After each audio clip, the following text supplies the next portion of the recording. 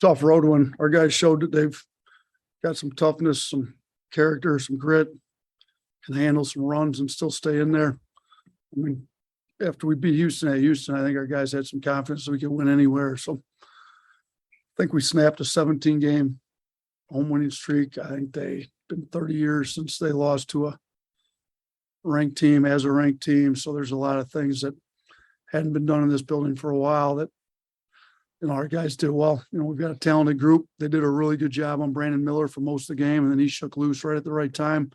And I think he's grown up, in the past when he couldn't get a shot. I mean, he didn't get shot attempt in the first half. He'd get a little frustrated, but when they're going to play him like that, that opens the floor up for everybody else. If they're just going to lock onto him, there's more space on the floor for everybody else, and we were able to take advantage of that.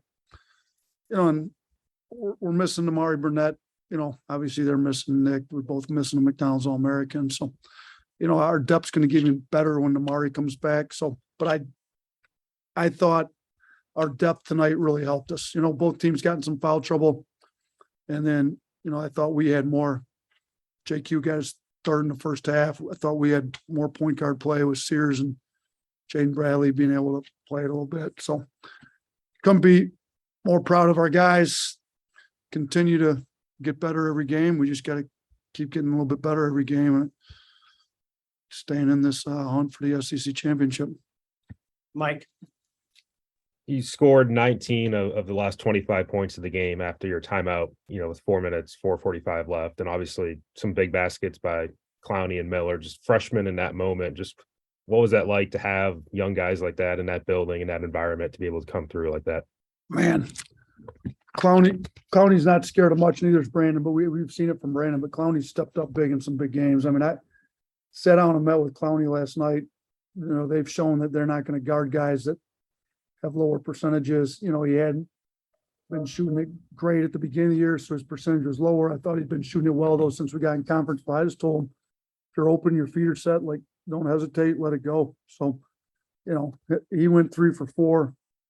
Brandon went 2 for 2. Those freshmen combined to go 5 of 6. I thought that 3 Noah Gurley hit was big too, kind of stave off a run from him. So, Brandon's been big, clutch. I mean, he makes big free throws. He's made big shots, but those 3 threes between the two of those guys there when we were making that run was huge.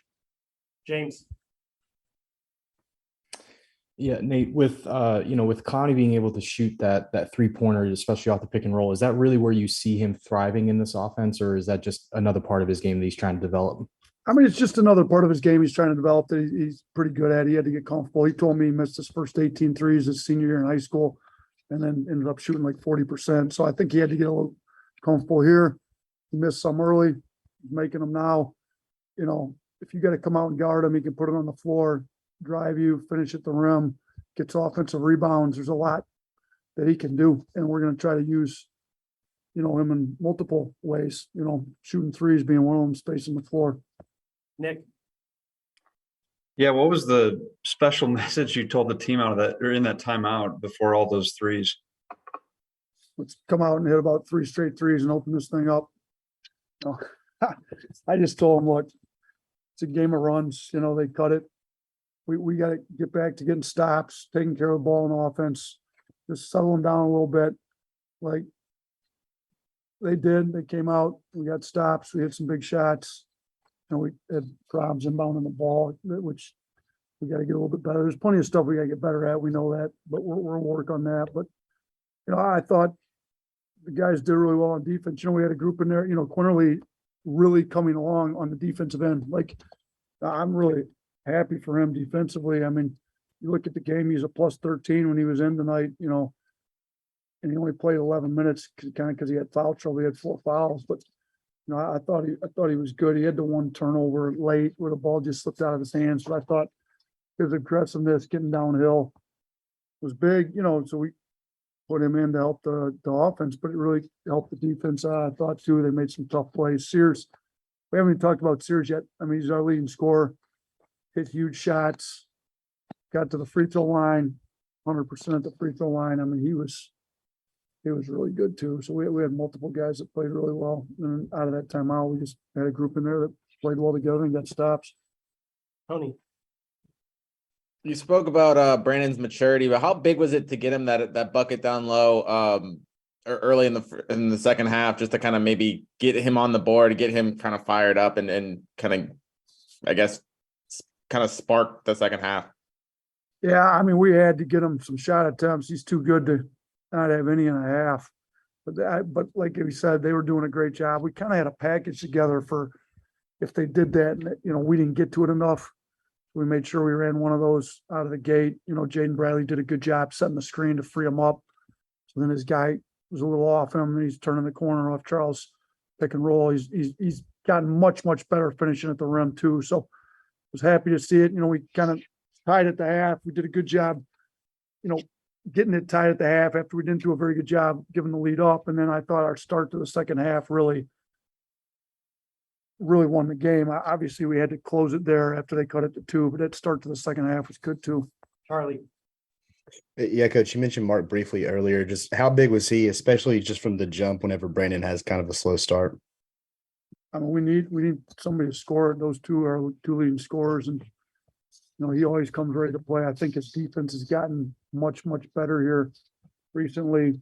So, but offensively, man, we needed somebody to score the ball, and he was scoring it for us because, you know, they kind of sagged some guys and didn't play few guys that were decent, you know, that were not shooting well. But Sears can make shots. We need him to shoot it, and he got downhill and scored the ball and got fouled both. 2 more, Mason. Outside the last round at the end of the second half, it was definitely a back and forth matchup. I think it was indicative by the fact that both teams tied with 37 rebounds, and then Arkansas only had 1 more foul than you guys, 23-22. Was that kind of indicative of how physical and intense the game was, you know, from the beginning all the way to the end? I mean, it was super physical. I mean, guys were getting fouled. I mean, it's a hard game to officiate because, you know, Anthony Black trying to get fouled every drive and does a good job picking up fouls. He's a big point guard. You know, Jaden Bradley comes downhill at you. Brandon Miller comes. I mean, it's a really tough game to officiate. It was super physical. I mean, they're a tough team. You know, they preach toughness, and we do the same. So it was, I mean, and we've been good in tough games. I mean, I think Houston's one of the toughest teams in the country. I thought the loss to UConn really kind of showed our guys, if you're not tough, like, you're not going to be able to win these big games. So I thought our schedule in the non-conference really prepared us for this game, you know, and they didn't play as tough a schedule non-conference. So I think they were 1-3 last year. They're 1-3 again. They ended up 13-5 last year.